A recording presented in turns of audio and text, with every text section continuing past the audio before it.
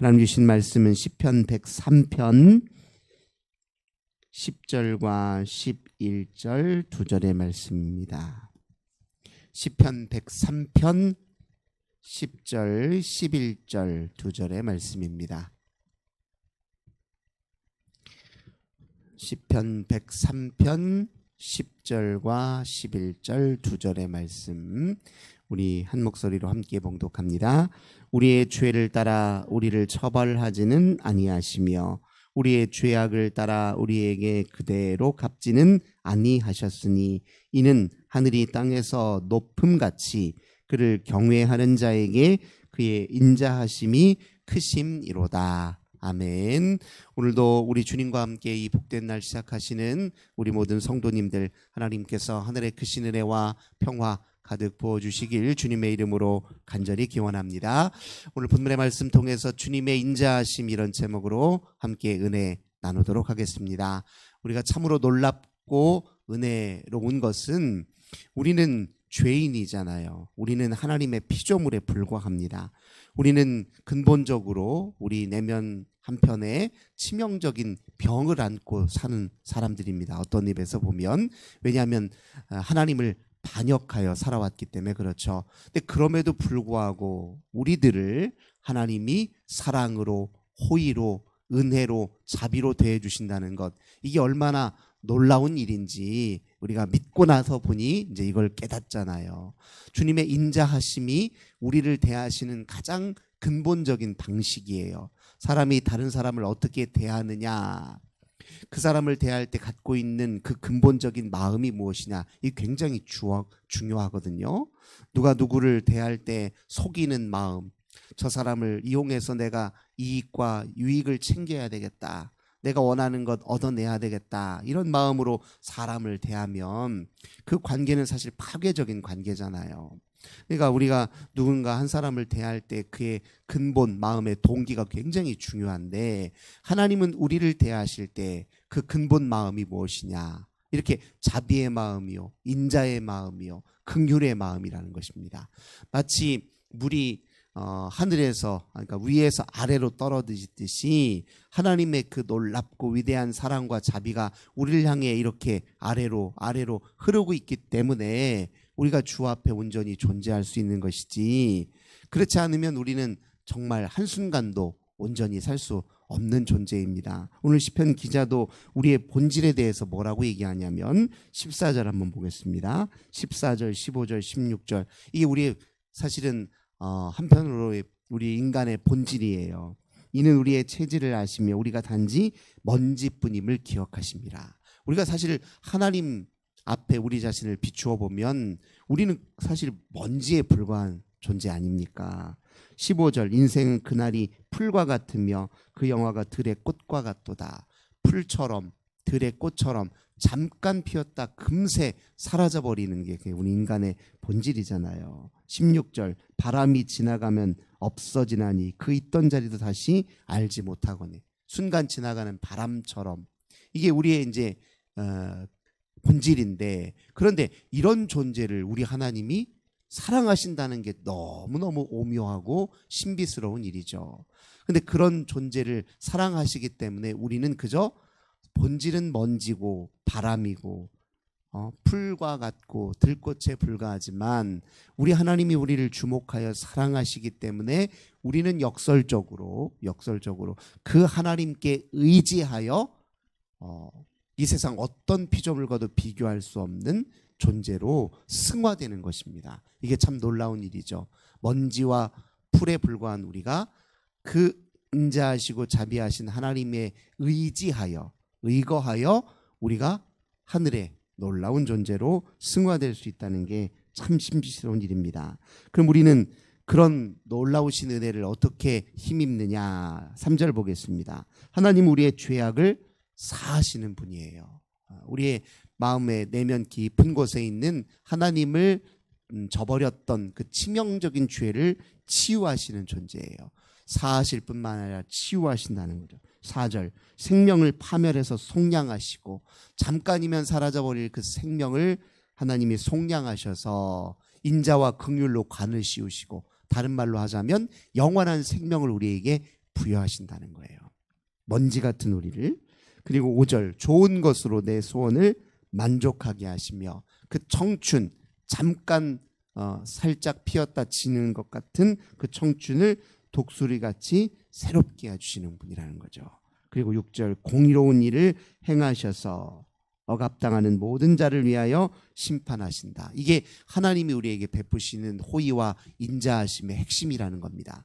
결국 우리를 치유하셔서 그리고 온전케 하시며 새로운 생명을 부여하심으로 우리를 하나님의 편에 하나님께로 더 가까이 다가오도록 그렇게 해주신 그 은혜를 우리가 주님의 인자하심이다 이렇게 이야기할 수 있을 것입니다. 이 은혜에 대해서 그럼 우리는 어떻게 반응해야 되느냐. 1, 2절입니다. 내 여호와를 송축하라. 내 속에 있는 모든 것들아 그의 거룩한 이름을 송축하라. 여호와를 송축하며 그의 모든 은택을 잊지 말지어다. 이런 우리가 하나님이 베푸신 그 은혜 앞에 해야 될 최선의 반응은 송축이라는 거예요. 여호와의 이름을 높여 찬양하는 일이라는 겁니다. 이거는 우리의 본질을 알면 알수록 또 하나님의 은혜를 알면 알 수 있도록 절로 나오는 거예요. 찬송은 두 가지 반응이에요. 하나는 우리의 미약함을 알고 또 하나는 그런 우리를 사랑하시는 하나님의 위대하신 사랑을 알고 이 두 개를 알아야 찬송이 나오는 거예요. 둘 중에 하나라도 모르면 찬송이 나올 수가 없어요. 그렇잖아요. 누가 사랑을 하는데 사랑하는지도 모르고 받고 있는지도 몰라요. 내가 사랑받을 만한 존재가 못 된다는 자각도 없으면 당연히 받는 것이라 생각하면 또 찬송이 안 나와요. 근데 받을 수 없는 존재가 위대한 사랑을 받고 있으니 거기에서 나오는 경탄이 찬양으로 나오는 거거든요. 그러니까 찬양은 사람밖에 할 수 없는 일입니다. 모든 피조물이 주를 찬양하긴 하지만 인간의 찬양은 이런 독특함과 특이점을 갖고 있는 겁니다.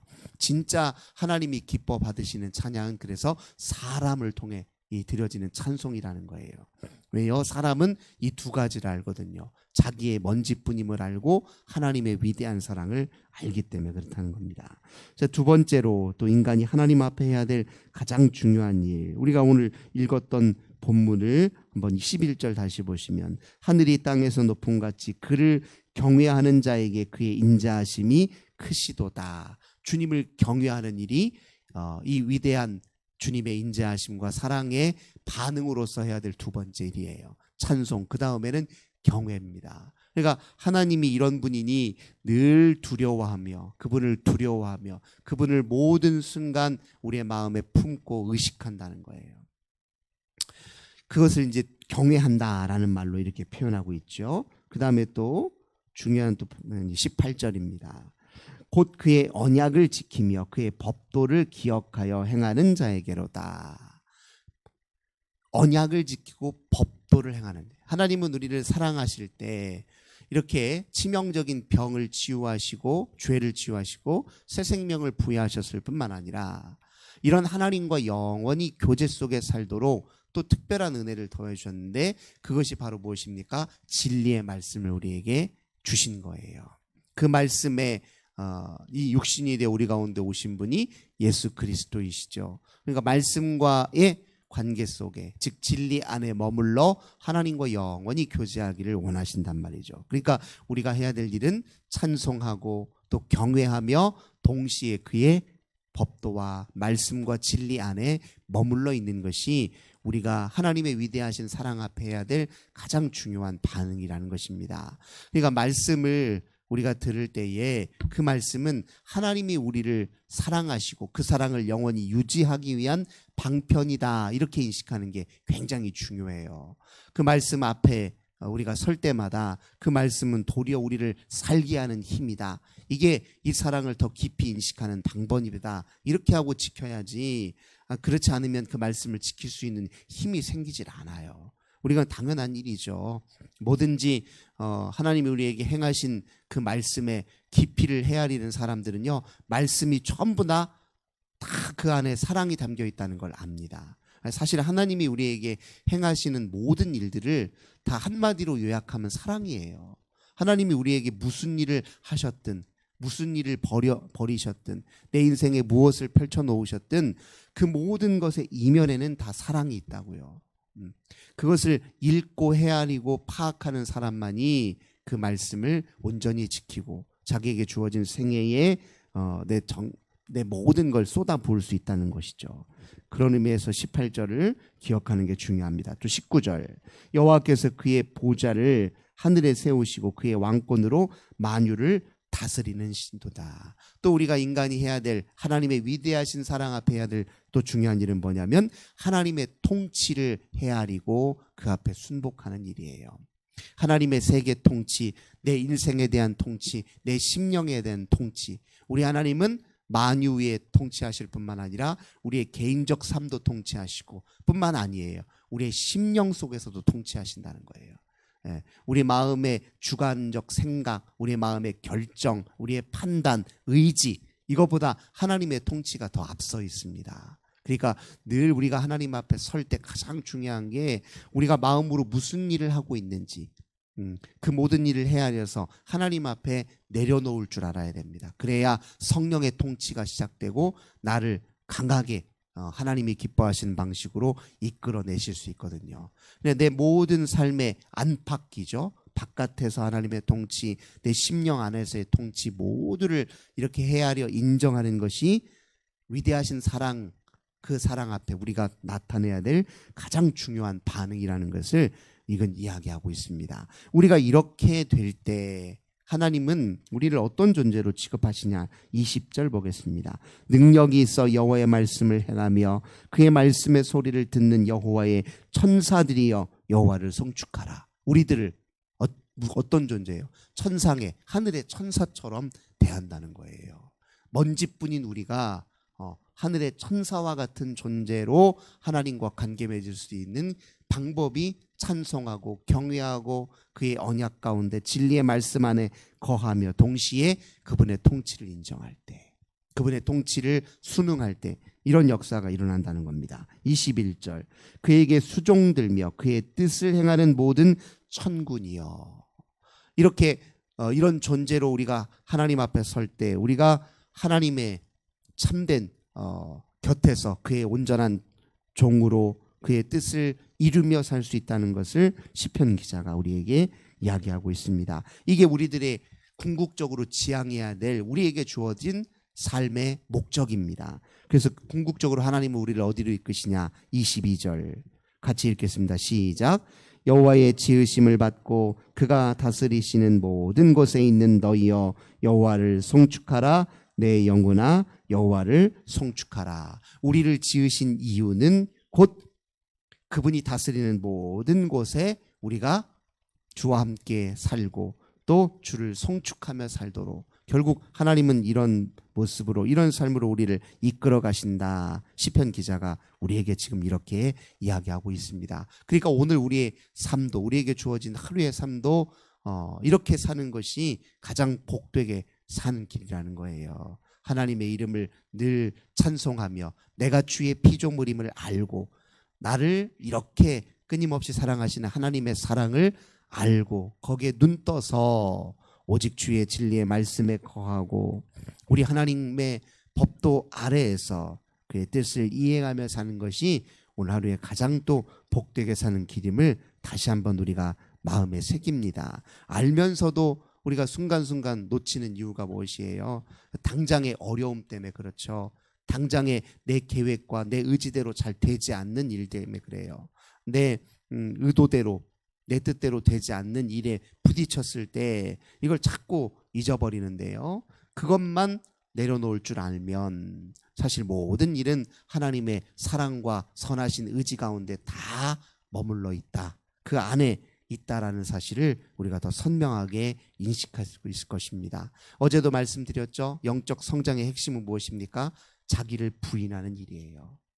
자아의 활동 가운데 한계를 깨닫고 내가 내 스스로 홀로 주인되어 사는 것보다 하나님의 주되심을 인정하고 의지하는 게 영적으로 발달하는 일이라 말씀드렸잖아요. 우리가 그런 영적 깨어있음을 잘 유지할 수 있다면 하나님의 위대하신 사랑에 이렇게 더 눈을 뜨고 온전히 그 사랑 안에 머물러 살 수 있음을 다시 한번 우리 마음속에 기억하시며 오늘도 주와 함께 승리하시는 우리 모든 성도님들 되시길 주님의 이름으로 간절히 기원합니다. 좋으신 주님 감사드립니다. 우리는 그저 먼지요, 한낱 지나가는 바람과 같은 존재이지만 그런 우리를 은혜로, 자비로, 위대하신 사랑으로, 인자하심으로 대해주신 은혜 참으로 감사드립니다. 우리의 비참함을 알고 주의 사랑을 알기에 우리는 그저 주님을 찬송할 수밖에 없습니다. 오늘도 찬송하는 날 되게 하여 주옵소서. 주님의 은혜의 말씀 앞에 순종하는 저희들 되게 하옵소서. 주님을 늘 경외하며 세상을 두려워하기보다 우리 주님을 더 두려워하고 주님의 우리 인생의 안팎의 모든 선하신 통치의 눈을 떠서 순종하는 복된 날 되게 하옵소서. 주 예수님의 이름으로 간절히 기도드립니다. 아멘. 오늘도 우리 환우들을 위해서, 가정의 자녀들을 위해서, 나라와 민족을 위해 기도합시다. 하나님 감사합니다. 오늘도 시편 말씀을 통해서 오늘 하루의 삶을 다시 재정돈합니다. 주님을 기다립니다. 주님이 우리의 심령